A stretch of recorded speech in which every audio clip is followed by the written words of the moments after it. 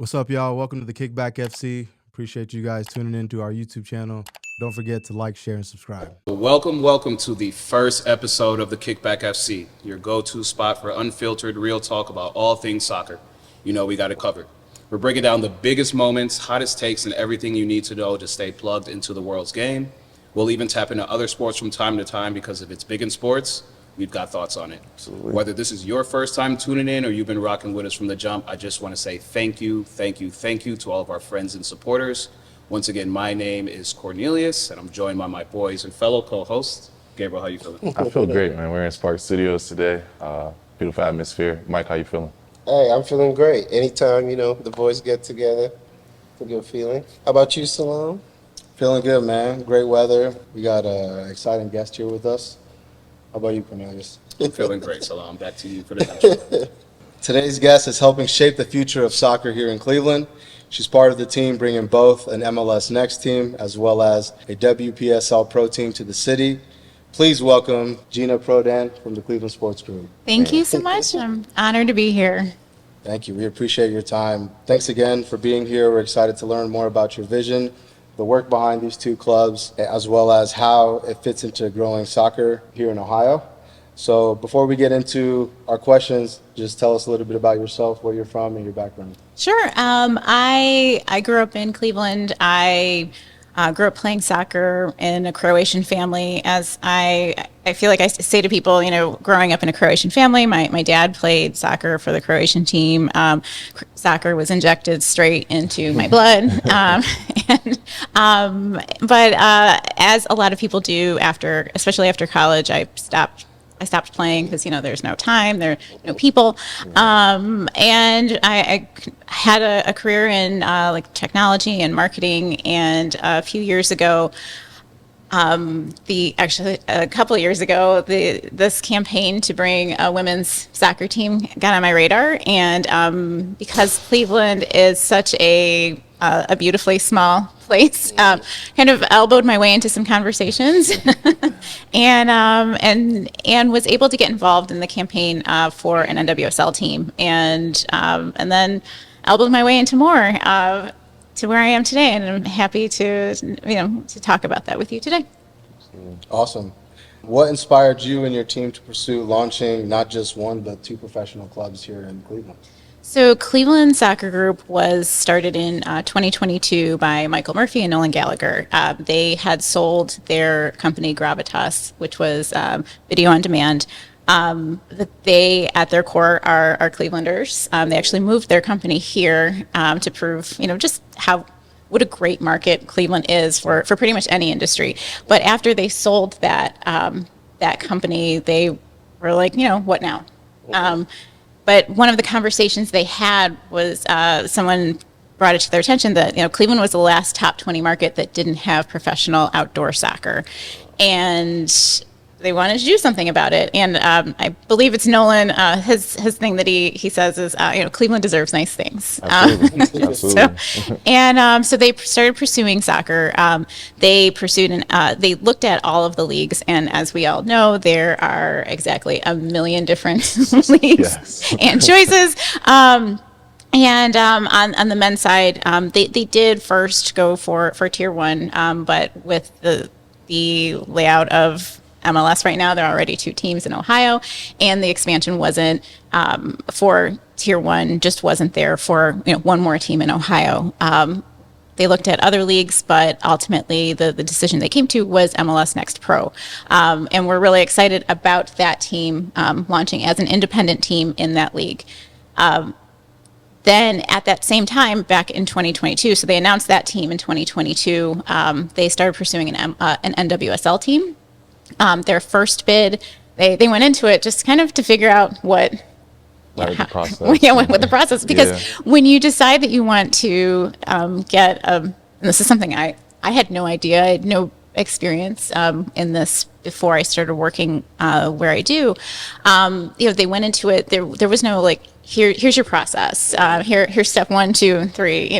They went through the process to find out what it took, what was required, and they actually made it to the Final Four in that first go. When they made it to kind of the boardroom presenting, they did a great job. They, had a lot of great people at the table, but the question of where are you going to play came up. And, their assumption, which would also have been mine, was, when we get a team, we'll build a stadium. You figure you get that first, then you build a place. And that is not the correct answer. So they went back and spent a year figuring that part out. How do you build a stadium? Where do you build the stadium?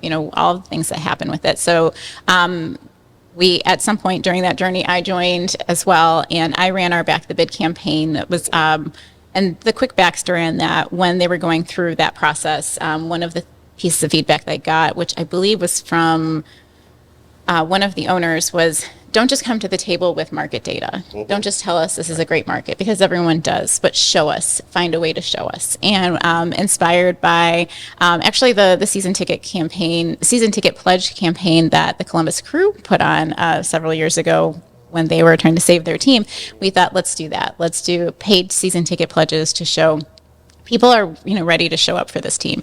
So we ended up with 16,000 season ticket pledges, and Amazing. it was for 16,000. Yes. Thank you.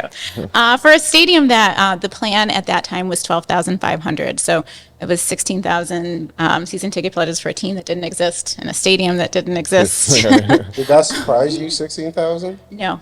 Really? It was really neat, like getting involved in this, because I currently, like, my whole life is living in soccer world of Northeast Ohio. But also, like, understanding the way Cleveland shows up for sports. Yeah. Not just the way we show up for the Cavs, for the Guardians, for the Browns, but especially the way we show up for the Monsters. Absolutely. And for the way that we have shown up for soccer, when we've had it in great locations. And I feel like we have that energy bubbling up, and we have that foundation that I wasn't surprised, and that was why I got involved, because I felt like there were a lot. I really understood the pockets of audiences that we needed to reach, and every time we would do something that made it a little more real, whether it was announcing the stadium, acquiring the land, making it to the final three. The day we announced that we were in the final three, we got I think within 48 hours, we had another 1,000 season ticket pledges. So every single time we would make something that would say, we're getting closer, we're inching closer, we would get more. And unfortunately, that didn't happen for us. But after we found out that Denver got that NWSL team, we took a step back and a lot of deep breaths and thought about, what are we trying to do here? What do we want to build? And then we looked at possible purchases of NWSL teams that were for sale. We looked at USL Super League.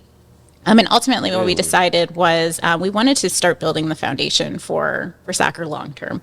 Not just, what is the quick fix to get something here, but how do we start thinking about, like, what's going to be here after we're gone? What's going to be here to really make soccer strong, not just for, like, what's going to fill the stadium, but what's going to really help talent grow, interest grow, the whole market grow. So in summer of 2024, separate from my work with Cleveland Soccer Group, I signed an LOI with WPSL Pro, which is a Division II women's soccer league. It'll launch in 2027. I signed that LOI with the intent to run the team separately from the NWSL team. And just to be completely transparent, I thought 1,000% we were getting the NWSL team. I had zero doubts. I was very confident that, like, we were the right market. So I signed the LOI for this team because I knew that we would need a talent pipeline. We would need to start, supporting that team. But I also liked it from the perspective that right now on the men's side of the soccer system, there's I should say like 1.5 leagues. There's one league and one announced league in Division One. There's USL Championship at Division Two. There are 3 leagues at Division Three, and then but there are about 100 professional men's teams right now. Yep.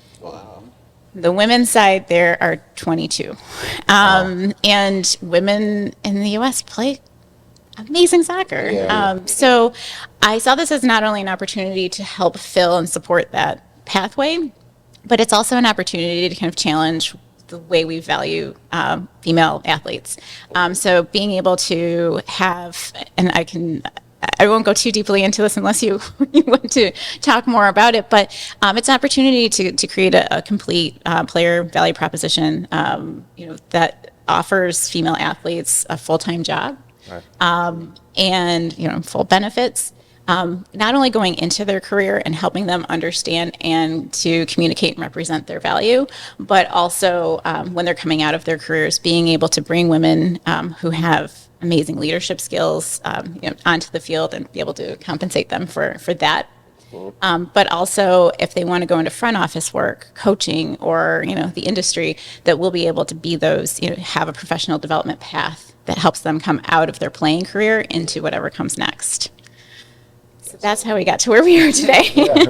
No, that's amazing. That's really inspiring to hear. And you're right. I mean, Cleveland definitely shows up for sports. Absolutely. Columbus Crew played Inter Miami not too long ago. I know you guys went to the game. Yeah. And it looked pretty packed in there. Yeah, we packed out Brown Stadium. It was crazy to see how many people were there, to be honest. Yeah, I think they said on the broadcast about 60,000 showed up. That's a lot of people, The man. Brown Stadium can fit about 65, so I mean, that's pretty much a sold-out stadium. And even on the smaller scale, I play for the Crunch, and when we had our playoffs and we hosted it here, thousands of fans came out. We had thousands of pre-sales. So, Cleveland's one of those cities. It's so tight-knit and a very tight-knit community where, once something happens and it's on the radar and it's marketed well, the city will definitely show up. So I wasn't surprised about the 16,000 either. That number, that's amazing. It's inspiring. You said something that really stuck with me in regards to, building a avenue for women, whether it be as a player after their career is over on the field. But before I pass it to Gabriel, I wanted to ask you, you're helping lead something historic here in Cleveland. What does that mean to you personally, especially as a woman in sports leadership? On a daily basis, actually right now I have goosebumps. And that's what it is. Like,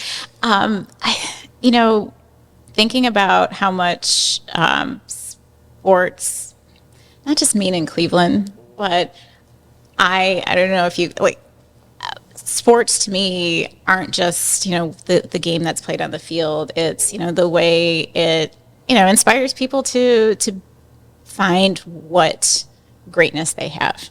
And but I also think that it's a really great platform to for the women's side. It matters a lot to me that we'll be able to, from this level, potentially change the way the other divisions consider the way they value women. How does that impact not only the NWSL and USL Super League, but the European leagues? How does it affect the WNBA? How does it affect women who are outside of sports? If we can start doing that, and that, of course, I hope will ripple through the other parts of soccer on the men's side as well. But I think that when the decisions were being made for what leagues we joined, it was not only that we want these to be our foundational teams. We absolutely want to build on top of it. But the other part of it is that we're not just coming in and kind of plopping these teams on top of what's happening in Cleveland. It's our responsibility, it's our opportunity to fill every single stadium of soccer to get, the Crunch games to be sold out every game. Love it. To have the Crunch be in a venue that, that you deserve. Yeah. And, to have soccer become a regular part of people's lives, not just because, it's an amazing game and I'm partial to how much passion comes out of it and how much it brings people together. But I think it's an opportunity to bring something new to Cleveland that, that people will be able to pass on to their children. So that's what it means to me, on so many different levels. I love love the game. But to me, it's all of the things that happen, outside of that pitch that are really going to that's what, there are hard days. There are really hard days. But when you think about okay, just get to that next point, and like all of those things can happen. Yeah, absolutely. And I think you spoke on this a little bit, but with you you said you had the opportunity to potentially buy other teams, and you explored that market, but you really wanted to build a foundation here. Why do you feel like right now is the time? What's it about Cleveland? And I have my own kind of thoughts on it, but for you, like, why do you think right now is the perfect time to start that mission and that movement? I think it's actually way past time. I agree. See, I think it's way past due. I think like no time like yesterday or the day before. But I do think that even you think about how quickly women's sports are growing. When Michael and Nolan first got into this, I think the franchise fee for an NWSL team was $5 million. Mind you, I don't have $5 million. That's still a lot of money. But the NWSL team that Denver just acquired went for $110 million. The next one will probably go between $200 to $300 million. Also money I don't have. But I think that we think about the upswing that, I don't want to say upswing, the growth that we're seeing in women's sports. It's not only in how many people are looking or watching, or buying tickets or buying merch, but also you're seeing this great growth in the level of talent on the field. Oh, yeah. And I believe you touched on this recently on one of your recent episodes, and I talk about this often with NWSL and especially with the WNBA. The generation of girls who are coming up in basketball and soccer are the first generations that had that level of professional women's sports and as their reality and something that they could grow into. When I was growing up, it was, my dad just kept saying, well, I should just play tennis. And he was a professional soccer player. But it wasn't something that was, if you keep feeling it's like I loved to play. And granted, keep in mind that wasn't the reason why I didn't become a professional soccer player. There's, me not being that caliber of athlete. But I think that right now we're past time. I think that we are in danger of missing the opportunity, and that for me, when we talk to people about the urgency of building this stadium, Cleveland is the last top 40 market without a soccer stadium. Wow. And right now, as I always say, it's an amazing time to talk to people in Cleveland about building sports venues. But it's to me, it's less about let's build another sports venue. But there is the reason why so many markets are building these is, one, the sport is growing. We can expect another 35 million fans minimum after the World Cup next year, and then the Women's World Cup will be in 2031. So, we can only expect growth upon growth upon growth. And then, is Cleveland just going to be sitting there watching everybody else? Or are we going to be in the game? And that's why, we're pushing so hard. And, at this point, it's been, Michael and Nolan have been in this for at least 5 years. I've been in it for 2.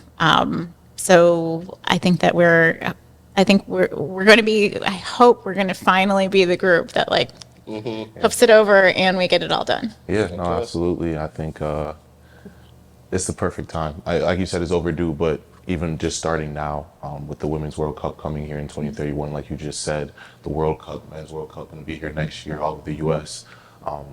Just the time to build that momentum and then officially, get that team, hopefully, and then continue just to move forward, and forward is going to be amazing.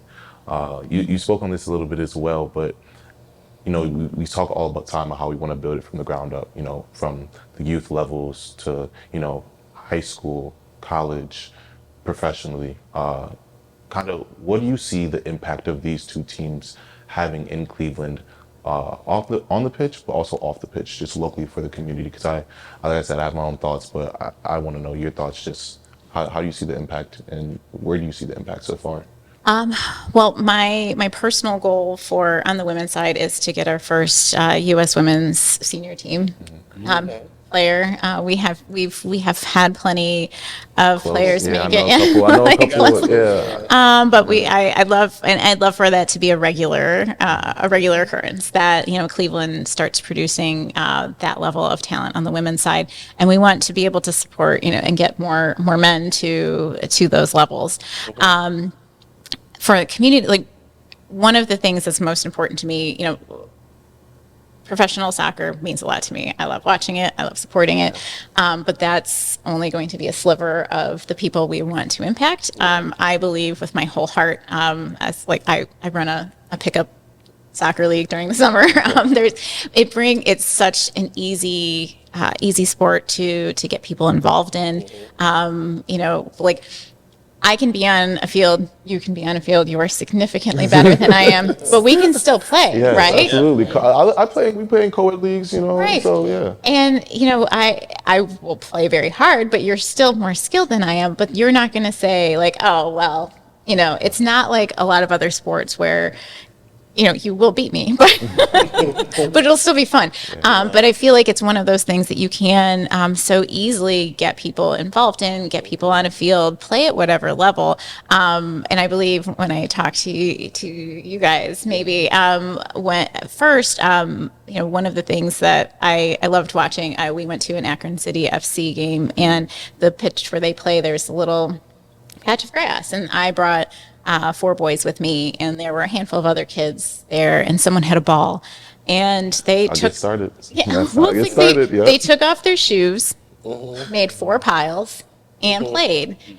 That's it. And especially in the United States, like I feel like we make a lot of kids feel like you have to pay for this. You've got to go to a thing. You've got to have all this stuff, and that's how you learn soccer. And to me, that's like a lot of why we're really limited in this country with how far people go, because like you're really only allowing the people whose families can afford it, whose families can also afford to take entire weekend vacations to soccer tournaments, and it just keeps going up.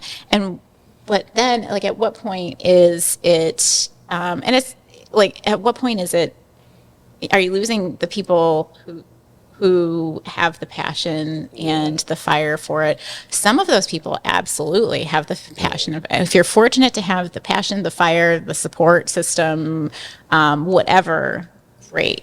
But I feel like you're missing a huge part of the population that can rise above and we look at the whole world, and it's not just very wealthy people. Yeah. But I think that, and it's not even, I feel like too, I think it's not only, that I feel like that is the outcome, that you want, like, on that side, but it's like, as far as health is concerned, it's a really accessible sport. Getting people involved in it helps with, their, how active they are as children, as teens, as adults, and how well they communicate, like they connect with the people around them. And so that's the work that we'll be doing through our foundation as well. We have already started a mini pitch initiative in coordination with U.S. Soccer Foundation. We installed our first mini pitch at Urban Community School, and we're currently evaluating other sites for that. And we'll have a number of other programs that just, part of it is just kind of like peeling back those layers for people and making them understand, like, no, just get a ball. Like, I would love to have, like, just like every child have a soccer ball. And I keep saying, like, or even like, just always having $10 soccer balls available. As I went to somewhere recently where they had like a sale bin of $10 soccer balls, and I took 8 of them, and they were like, "What you doing there?" I'm like, "My kids are going to lose these in about 5 days." Stuck in the rafters somewhere, But just the power of having, like, there isn't a day that goes by that they don't touch a soccer ball because it's there. And the more we can do that for kids, the goal doesn't always have to be that you become a professional soccer player, but if you become a healthier human, your motor, like even at an early age, your motor skills are better. There's so much that comes from it that I feel like we we've spent a lot of time and energy on, only valuing the top end, but, the full spectrum of just getting people moving is important to what we're doing. Yeah, absolutely. And I think all of us on this pod agree. I mean, speaking just from my personal experience, we've spoken on this before. Cornelius and I are products of, playing on scholarship and, not having the accessibility and not always having the funds to, be able to do that. So shout out to Donnie, who's wearing the Select, Donnie Soccer Club. We started with Cleveland Select, and that's how we got our club, our club career started, and that's how we're able to kind of elevate throughout the ranks. And it's amazing to hear that you want to do something similar and even expand on that. We, as men, we get that in the men's game, but I don't know if they get that on the women's side as well. I don't really know of any women I've talked to that. I know a lot of women football players, but that have actually, been on scholarship before. And, just making it more accessible is massive. And it's funny because I have a little mini ball in my house, and there's not a day that goes by that I don't touch that mini ball, whether it's just a keep up one time and put it down, or while I'm walking upstairs or downstairs, if you make it more accessible, more people are just bound to play a little bit more. So I love hearing about that. Right before I pass it off to Cornelius, I definitely just want to ask a little bit, now that we're in that process of, these teams are coming here, what has the process looked like and you've seen so much community support, right? What does the support look like in terms of, getting the brands on board, getting, starting to look at coaches potentially, the foundation of the actual teams, the players, how far, maybe you haven't started yet, but, just kind of walk us through that process, how it's been, and, how far along you are. So we are still very early in that process. We are looking at kind of those early hires to help shape the business side as well as the sporting side before we get to. And we've been very fortunate because we have, as soon as we announced either team, we had a ton of players reach out, and I'm like, I really appreciate you, but I can't recruit you. But we do. But anybody, and just so everybody, anyone who reaches out to us, we keep track of everybody, especially people who reach out for any type of job or want to play or whatever. We keep all of that. We can't, and usually, if I can keep up, I'll say we're just not there yet, but we have you now. So on that side, developing the team, we're still kind of at the early business stages, the startup stages. We're spending a lot of our time now just kind of solidifying the stadium plan, because honestly, if we can't build a stadium, and we have no place to play. So we are still in the process of finalizing that, and we're hoping to break ground this summer. Once we break ground, the second the shovel hits, all of these other, we have so many plans in place where they're just ready to execute. So we're ready to roll with those as soon as we finalize that. We've been really fortunate that we've had incoming requests for sponsorship support. So we've already started those conversations. Anybody who's seen we put out a brand survey. This weekend at the W Sports Bar, we had papers out for people to design scarves and help name the team. We've had a ton of responses from that. I was originally going to close that after a week, but we kept getting responses. And no, just keep it coming. So that's that we're still kind of. We have done a lot of work, and a lot of it is just kind of we're doing stuff, and that one's ready to go. That one's ready to go. And as soon as we know that we're ready to roll on the stadium, we press go on a lot of things. Absolutely. Where's the stadium supposed to be? I'm sorry. It's diagonally across the street from Progressive Field. Okay. Amazing. I saw a little picture. Amazing location. So much foot traffic from everywhere, and it's in the heart of Cleveland. So yeah. And that's the one thing I like about Cleveland is that on a nice summer day, a day like today, you can walk from all three major sports venues if you really wanted to. They're all walkable. I mean, it might take 15, 20 minutes, but it's all walkable. And adding that to the mix as well is just amazing. So yeah, we really wanted to be in that spot where we're in the middle of the location where people have been going to sports games for 30 years. Right. And we also would love to give Clevelanders the amazing experience of a double header of multi-sports. Especially with where our seasons overlap. I think that there's an opportunity. You could do a basketball game and a soccer game, men's and hopefully women's. We'll be getting our WNBA team, and then or baseball and soccer. I think it's a really great opportunity to get people downtown, keep people downtown, and not just to be at the stadiums, but at the bars and restaurants and other places. I really like that because as Gabriel was talking about how walkable the city is, especially with the stadiums, the NFL draft just happened and the Browns had their draft party and the Monsters were also playing in the playoffs. So I was able to go to the draft party. We moved down our draft and I was like, I'm trying to get to the game. Are we getting Shador or not?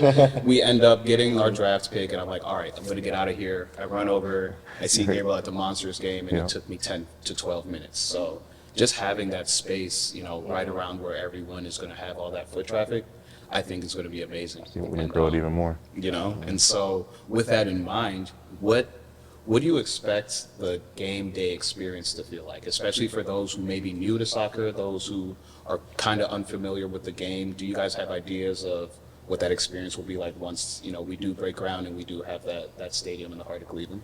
Well, we've spent a lot of time thinking about that, and that's something that over the next couple of years will actually ongoing. We'll always get feedback from. We really love that when you enter from the north, I believe, you will go under the overpass. And we think that'll be an amazing part of the march to the match. And and when you walk under it, you can just imagine and hear kind of like the echo of cheers and like how loud it'll get going into that into the stadium. That we have tried. Even in these early stages of designing the stadium, we've thought about all of the different tiers of the experience. Where people will sit, our supporter section, what types of, what little details will make the experience great. I also go to a lot of soccer games. I actually go to a lot of different sports teams, but I always try to look out for ways that, to me, it's really important, not only, having high production level, in the stadium in terms of, the displays and the graphics and the engagement. I also, on the TV side, I think this is an opportunity for women, for us to rethink the way women are shot in sports. I think right now, you figure the average, I don't know how tall the average soccer player is, but between 5'3" and 5'8" for women, and men are much taller. But we still shoot from the same distance. So you're shooting somebody who's smaller, and then we go, but we can't see anything that they're doing. Who is that? But I think that it's an opportunity to just rethink, because it's a different game. So Dan Hughes, who was the coach of the Rockers, I was very fortunate to meet him last year, and I've always believed, we think so much of how does women's soccer compare to men's soccer? How does men's basketball compare to women's basketball? And he was like, they're different sports. Why? We don't say how does football compare to baseball? He's like, why don't we think of them from the way we talk about them and market them to the way we watch them? Why don't we think of them as a different experience? And so that's what we are going to be looking at, the way our men's games and our women's game, are there ways to make them better for that experience? But I really, and this is where we're very fortunate. So Brian Zimmerman, who's the CEO of the Cleveland Metro Parks, is a turf expert. So he won't be working on that for us, but I feel like he'll be able to give us good guidance on whom we should talk to, because I really want as many people to be on the pitch as possible. Okay. Not that we're going to put I want to be able to get people onto the pitch. I want we're already slated to have 60 to 70 events throughout the year. We don't want people playing on Easter basket grass. So too many times. But we need to figure out, what the solution looks like to provide a great experience for the athletes, but that's also reasonable for having a lot of events. But, I'd love as many people to be able to touch the pitch, to, whether they're playing, halftime scrimmages or before match scrimmages, just opportunities to get people to touch that field, and be able to, shoot a goal, just whatever that looks like, to be able to get people to feel soccer. Okay. I think it's the Seattle Sounders that has a program that's your first game is free. Oh, wow. And you sign up and they give you, your first, I don't know what level of tickets it is, but, I feel like, for people who don't know soccer, that's something where it's like, oh, that's free tickets. Yeah. But when you understand that, like, how many people go to one soccer game? I mean, very few people are going to go like once and be like, It wasn't fun. Right. And that's what I feel like they understand, that like being able to capture someone with that and say, like, if I can get you to a game, I know that you're going to be here for many more. And, we'd love not only programs like that. I want to get as many, especially because you said, like, this is like professional soccer, professional outdoor soccer, I should say, is new to Cleveland, or at least most people who are alive. But, being able to get people, into the match, teach them, we have a lot of opportunities to teach people the rules, and also work with our grassroots clubs, work with our indoor team to get people regularly to all of the games. And so I'd love to be able to, create an experience there that, makes people not only come back, but makes them say, what else? Yeah. What else is there? And, maybe there are whole soccer experience packages that we can get people to all of the soccer games. So what that experience looks like, I feel like I went off on a long tangent, but you painted the pictures. It's going to be loud, and we just, I just firmly believe that you get people there and get them to feel the passion around soccer that will be able to get them back. And also there will be great food. I don't know what it is yet, but as a Croatian person, the food is essential to the experience. Julian, just before you go, I definitely want to say another personal experience which kind of shaped my outlook as well as back in the day. You probably know as well, the Cleveland City Stars. We're in Cleveland. They used to play at Cleveland State, and I remember just being able to get that green and white ball, go against that, mini ball, go against that, that concrete fence and have players sign it, being able to walk onto the pitch and just get that feeling of like, oh, there's a professional player who played here. Oh, this person was here. That changes lives, and it will definitely get people back. So I definitely just want to talk about that sentiment, because I really like that idea. Yeah, I think, and that's one thing that to that end, I feel like being able to get the players out in the community, whether it's before a game, during the week, in ways that enhance like their connection to the community as well.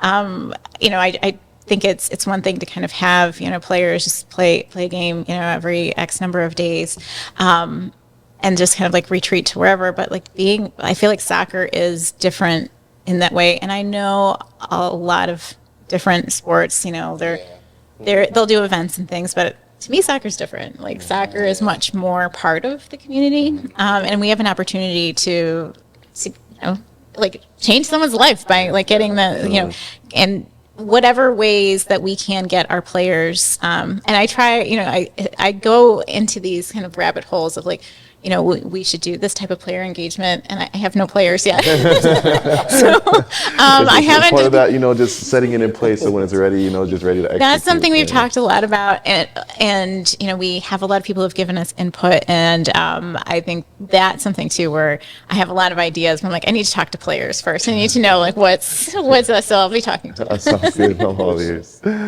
No, I love that. I mean, Gabriel literally stole the idea right out of my head. I was thinking, because you're talking about building a fan experience and, being 9, 10, 11 years old, going down to Krensler, when you're a kid, you don't even realize that there's a soccer program, a collegiate program, kind of just right down the street. Yeah. And so being involved with, just being able to see the field, see, the sun setting downtown, that might be part of the reason that you play that Cleveland City, honestly. you know, and Subconsciously. all of those things, kind of like what you were saying earlier, this new wave of sports, these new women who are now getting the chance to go play pro. It's because we saw what the women's team did in the 2010s. I mean, they were huge. I mean, I talk about it all the time. The first professional game I saw was the men's team when they came here, when they played Belgium. I believe it was 2012 or 2013. It was a good game, and then the women came, and they probably had 2 times as many fans, and just that in itself is like, that's a core memory for me, you know. And I remember being in, you know, 9, 10-year-old shoes and seeing that Cleveland City Stars and just having that culture. What do you envision that being once the team comes here on the women's side? Oh, we're going to be the 2 favorite teams in Cleveland. There we go. I think that's so going back to the idea of not being surprised. I think that we do have the opportunity to kind of change like the scale of a fan, and this is what I'm talking about. It's kind of like we're like, you know, low key, but I think this is what I touched on before. I think that we have the opportunity to change, not establish these 2 teams as, you know, especially as we get started as the 2, you know, professional outdoor soccer teams that we want people to follow, but to change the way soccer is considered in Northeast Ohio. That, you know, it's not, we want soccer to become a regular part of people's daily routines. Not just, you know, I think that it's an opportunity to grow the number of people playing, we have a lot of soccer programs in Northeast Ohio. And I hope that we can help encourage programs to have a little bit of order. Because I think right now, as a soccer parent, I can tell you there you go. I was very fortunate that I was Croatian, because I was like, there's a Croatian flag. And there are a lot of I think too, like being able to help everyone talk more about soccer and become more engaged with it, that more people will understand like the different ways you can become involved with it. I always say to people, it's like, not every kid has to or wants to be in club soccer. Rec soccer is an amazing experience. And for kids who want to be active and just like they want to play on those days and then do whatever else, they can still like love soccer and play at exactly the level that they want to be and become the biggest fan. They don't have to be like an ECNL player to be a soccer fan. And I think that that's kind of the way soccer is packaged right now, as, you know, if you're not one of the top, and I talked about before we got started, my son's team played in State Cup, and, you know, everybody, you know, talks, they won, but, you know, of course their friends are like, oh, well, you know, you're still pre-ECNL, so like it doesn't really matter. And I'm just like, you're 11. Like a status thing. Right. And but I think that, you know, like you should still be proud of what you did and still love the sport and want to come back and continue to play. But on like in terms of what we're building, I think it's an opportunity. Until there are any other teams, like this will be the first ever professional women's soccer team in Ohio. We will be the only, and until there's a WNBA team, we'll be the only professional women's sports team in Cleveland. And, you know, I think that there's that opportunity. So I think that, like, this is, I've said before, I'd like Cleveland to become a capital of women's sports. I think that there were a few articles, like, after I started having these conversations with people, there were a few cities that are like, we're going to be the capital. And it's like, no, that's not the way you grow things. Like, we need a lot of capitals, one in every state, or a lot in every state. And I think that it's great that we're having that argument. But I think that, you know, this is we're going to start, you know, being able to not just say we had 16,000 season ticket pledges and demand for women's sports, but here are our we have this team coming up. Hopefully we'll have basketball.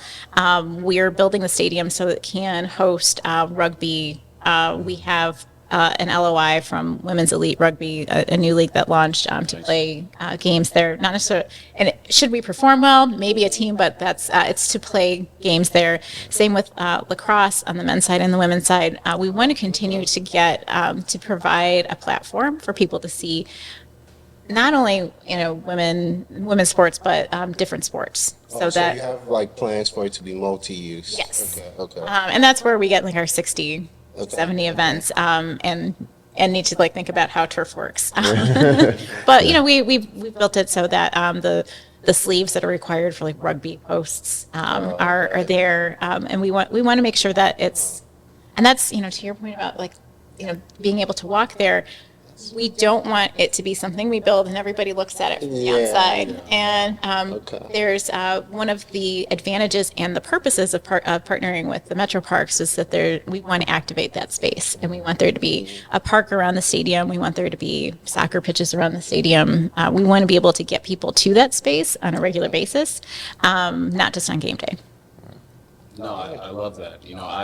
I currently coach, at a rec level in Cleveland Heights, and it's what you said was so important to me, especially about the women's side, because I'm coaching actually one of my high school teammates' daughter, who's now 3-4 years old, and I'm just like, Kayla, when you gonna come coach with us? And she was like, man, honestly, I need to start coaching. So, the culture is very, very important because it just shows what's possible. We always talk about representation mattering.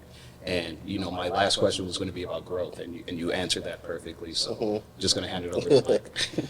So I know you're still in the beginning stages, but what would success look like, in your opinion? What the vision you have for these two teams you're trying to bring to Cleveland? Ultimately, once it's put in, what would success look like? That when I walk anywhere in Cleveland, within eyeshot, there are at least 5 people wearing soccer jerseys. May or may not be Cleveland soccer jerseys, but there are people wearing soccer jerseys. I like that. That's good. I like that. No, I agree. It surprises me that, for how big of a city Cleveland is, professional teams, NBA, NFL, there really isn't a soccer team like, professional. Well, there's the Crunch, but you would think, Cleveland would have maybe an MLS team, USL team, or even an NWSL team. So I kind of like what you guys are doing a lot. It's going to change the outlook on the sports in Cleveland, especially bringing a sports team like that. Yeah, absolutely. Yeah. I think one thing that I know for a fact, and Mike, you may agree with me this, people from Cleveland. Oh yeah. Like, Correct. if you're from Cleveland, you love everything about Cleveland. I've known that for just knowing him for all these years, meeting him as well too, and knowing him over the years. Like, it's really, and we're from Columbus. I live in Cincinnati now. People are not like, oh, I'm from Columbus, Cleveland. It's like people from Cleveland, and I just thought about that because you were, talking about really building through the community, and that's going to be the foundation. And I think that's. You guys got that in the bag already. Yeah. Because people from Cleveland definitely support Cleveland. Yeah. Like 100%. And I think we'll get the travelers too. Once the teams come and there's different cities, different place, we will travel. Even from the Crunch, man, we had people. We were playing in Omaha. We had fans come to Omaha with us. We had fans with Chicago, and it wasn't a huge amount of people, but just those small 5, 10, 15 people, whether it's parents, and maybe that parent brought their kid, just that whole experience and just seeing that type of community is very, very special. So I think, like Swam said, that foundation that you want to build, and it's gonna be amazing. Yeah, and Clevelanders end up everywhere. I feel like Yes. we there was a story in, I think, the New York Times probably like 15 years ago, but it was basically a guy. It was a guy who was on a plane in China. And he stood up, and there was someone wearing like a Browns hat, and he was just like, and he was from Cleveland, and he was like, what? And I feel like and I also had a friend who was wearing a shirt that said Bernie Kosar for president, And he was flying to Miami and was getting off the plane and walking through first class and runs into Bernie Kosar while wearing that shirt. They have a great I've picture seen together. Bernie in the airport as well. But I feel like that's, one of the things that we were asked when we presented to the NWSL. They said, we're Cleveland teams. The Browns' average last year was something about like 101% attendance. Wow. The Cavs were 110%. The Monsters, which you may know, the average for their league is about 8,000 fans. The Monsters average about 11,000. I'm So. an attender, so. Yeah, and the Guardians are around I think they were somewhere around 75%. But those are huge numbers. We show up for these, and they were asking. They're like, okay, well, are you oversubscribed? And it was interesting because we're at the table. Most of us are Clevelanders, and that. And I had an answer for it, but it was one of those things where I'm like, you don't get it. You don't. But I think too, what I tried to express is not only do you not understand the Cleveland sports spirit, but also that we have this entire audience of people who want women's sports that aren't served right now. So they're going to show up. And I don't think, and this is something that, when we talk to, we try to create good relationships with the other sports teams in town. And just try to express that, we want to be additive. We don't want it to be, you're going to go here or there, but we want to figure out a way that, we fit into the economics of it. And that it's not just let's throw on another expense, but how do we make it feasible for families to go to games and for people to make it to support all of these teams. So we want to make sure that we're working with every sport at every level, so that just all of our teams in Cleveland can have people show up and fill the stands and make it economically viable on the family and fan side to the team side to be successful in Cleveland. So what has been the most rewarding aspect of this whole journey so far? Talking to people like you. Appreciate it. It's between, as I mentioned, when we were getting season ticket pledges, the people who would say I really want this. People who want to tell the story and discovering how many people are telling the story of speaking about soccer in Cleveland, being, just also having that part of me that when, like I said, I saw the campaign launched, and there was that little part of me that was not only thinking they're missing markets that they should be taking advantage of, but also I have to be part of this. I have to be part of what's driving this. And just kind of seeing that that little thing in me, that instinct was right. Mm-hmm. This isn't a right thing, but just believing that this belongs here, this will thrive here, and kind of seeing piece by piece meeting more people. Mm-hmm. It's really really gratifying, but also there are so many of us that love soccer, and we deserve nice things. We want this here, and I can't speak on it enough that the soccer that's already here deserves more fans and more attention, and sometimes that's just a matter of just continuing to communicate it, having people understand that there's soccer available to you now.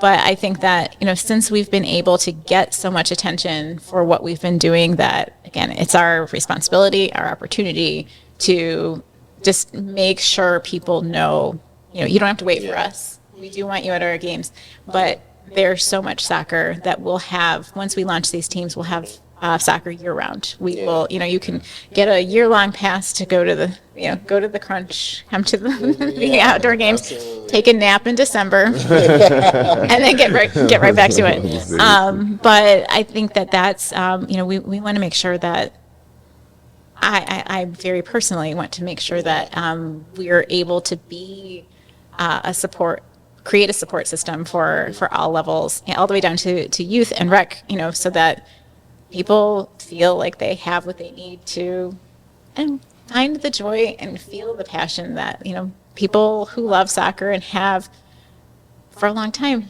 get. No, you're right. We all feel this way. Last week we went to what's it last week? FC Cincinnati game? Or 2 weeks ago, 1 week or a week, 2 weeks ago, and I was telling him how much moved I was. You know, FC Cincinnati is about what 5 years old, and that stadium was packed. Yeah. And what 5 or 6 years He old. looks at us. I mean, I'm a crew guy, so Yeah. I get it. I was very moved. I'm like, who would have thought there was a soccer community in Cincinnati? Yeah, and I'm not gonna lie, packed. FC Cincinnati's been like that even when they're in the USL. Yeah. You know, their stadium was getting packed week in, week out. I remember because I didn't get a chance to play, but I was playing for Cleveland SC at the time, and I just got on the team a little bit too late, so they couldn't put me in for the Open Cup. But Cleveland had the chance to go play. We got deep enough in the tournament where we actually got to go play FC Cincinnati, and that's before, you know, I think they tried to get into MLS, but their bid got denied. And I think maybe 2 or 3 years after that, that's when they finally got in. But that support, it's been there, you know, and that, like you said, it's here in Cleveland as well. So yeah. Yeah. We're winning the MLS Cup this year. All right. You heard it here first. You heard it here first. Last question before we get into rapid fire. What advice would you give to women trying to break into leadership roles in sports or soccer specifically? Don't stop. I think that I've learned so much the past year and a half, and a big part of that is that I have been fortunate enough to work with people who I would say like shove me forward. Like particularly, so Michael Murphy is the person I work with most closely. He's one of the co-founders, and I can't tell you how many like Zooms we've been on where I would text him like, we should do this, or like we need to think about that, and he'd say, stop texting me and say that out loud. And it was like, it's that, like, and there's so many opportunities. Like, I've never been involved in stadium financing. And it's not that I was put in charge of it, but I was given the opportunity, just saying, I want to learn this, or I want to be part of this, is what got me, and, you know, I worked really hard on everything I did. And, you know, I think that that's something, one of the things that I should take a step back.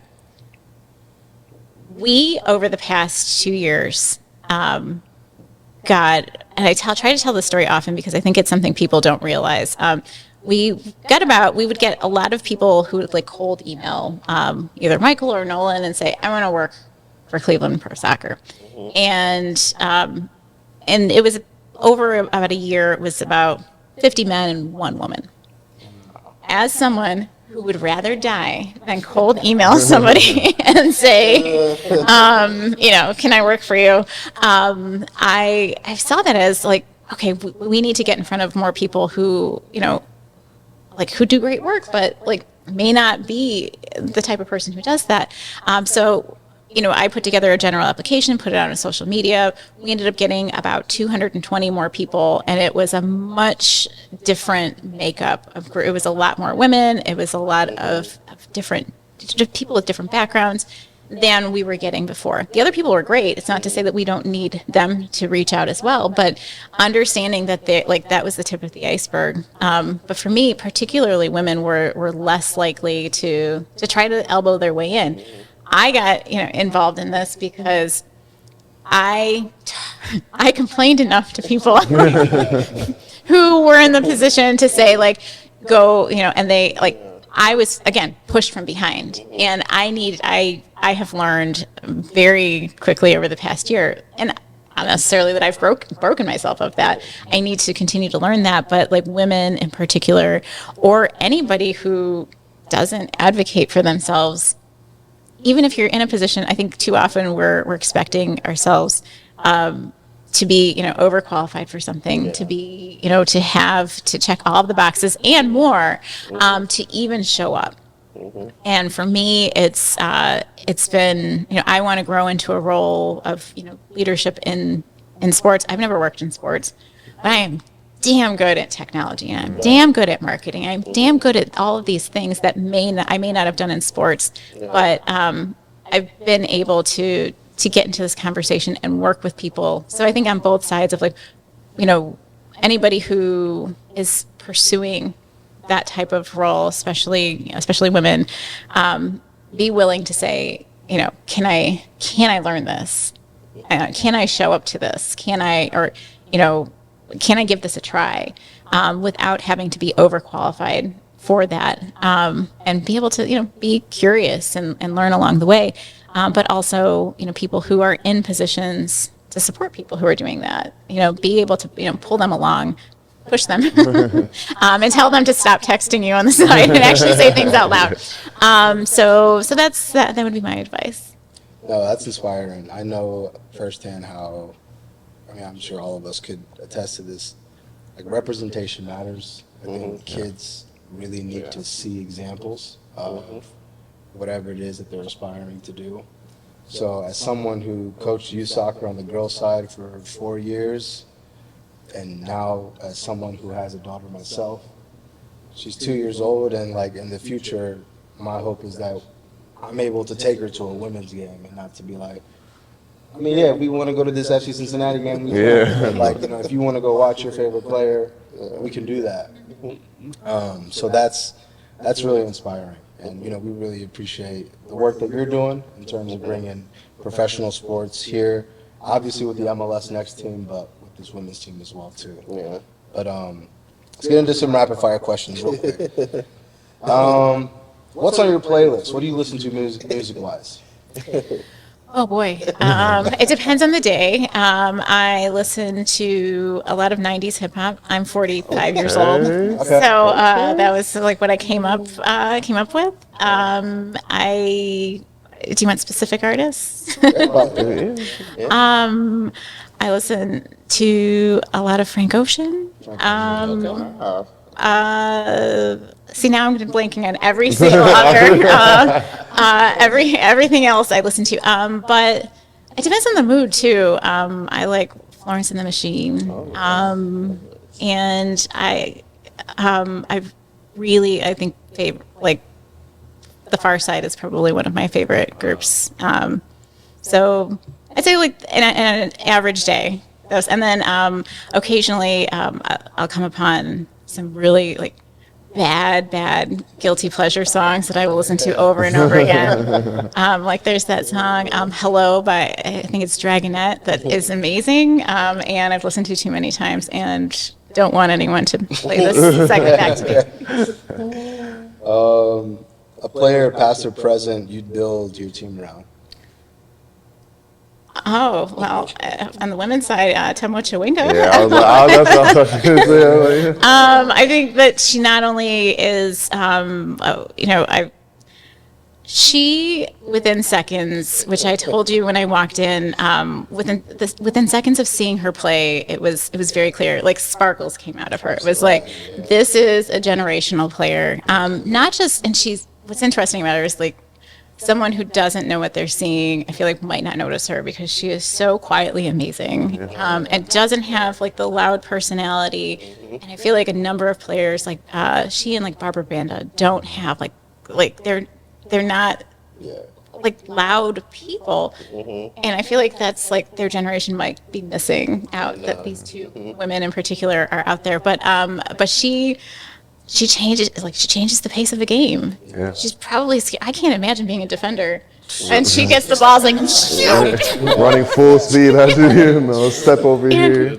And it's just, like, I feel like Casey Curran, social media, like, would regularly have, like, Roadrunner, like the cartoon, like, as soon as, because, like, she gets the ball and it's like, and just, I think that, like, I hope that this generation of girls gets to watch players like her and just think about, like, all the finer details of how she got to where she is. I mean, there's passion, there's talent, but you, like, her footwork, how quickly she reacts, how she knows to be in the right spot. I think it can be really, she's gotten a handful of goals, like, on rebounds or people's mistakes, but those aren't accidents. She's not like, oh, lucky me. But she knows how and where to be, and there's so many layers to who she is as a player that it wouldn't just be, when thinking about building a team, it's not just like who scores a lot or who's a great defender, but who's going to inspire all the people around you to like figure out like, how do I get 7 more levels up? Yeah. So, No, absolutely. I remember the first time I watched like this one specific highlight of her, and I watched it like probably 5 times, 10 times in a row, and I just remember us talking about it like, yo, have y'all seen? Y'all seen? Y'all see what I'm saying? 'Cause- Very vividly. And like the way she would just stop, start, accelerate, how quickly, like you said, her footwork, how many goals, she contributes, and she's amazing. So my 45-year-old knees, every time she pivots, I'm like, good for you. what's one thing Cleveland fans should know about the new teams? Season ticket deposits are open. You can catch I your. got it. You heard I that. heard that first. You can. It's if you pledged, your $26 carries over to the women's team. If not, it's $26 for a season ticket deposit. And a big part of that is that, especially these first few months, we'll be reaching out to people who make deposits and say, like, what does a ticket worth to you? Like, what does a price range look like? What does the experience look like? And so it's not just saving your seat, but it's also being like part of a founding group of people who are going to help craft what that experience looks like. Okay. Amazing. Most underrated part of working in soccer? People. I spent all last summer going to soccer camps and talking to people all over the Cleveland area, and feeling being able to break the news to them that we were going to have professional soccer, and hearing what they wanted to, not like, what do you want to get out of the experience, but like, what does that mean to you, and what do you hope it changes in your life? As I've said, I don't think of sports as, oh, let's put these players on a pitch and see what happens. But like, how does that impact putting more women and rec to professional soccer? So Okay. All right. One word to describe what's coming to Cleveland soccer.